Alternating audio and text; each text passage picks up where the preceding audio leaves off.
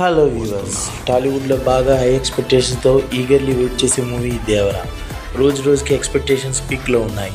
మొన్న రిలీజ్ అయిన సైఫ్ అలీ ఖాన్ గ్లిమ్స్ చూసి మైండ్ పోయింది అందరికీ. ఎప్పుడు ఈ మూవీ చూసేద్దామా అన్నట్టుంది, కానీ 27th వరకు వెయిట్ చేయాల్సిందే.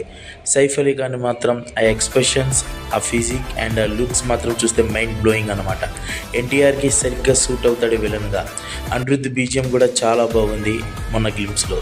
ట్రైలర్ కోసం, ప్రీలీజ్ ఈవెంట్ కోసం ఈగర్గా వెయిట్ చేస్తున్నారు ఫ్యాన్స్ అంతా.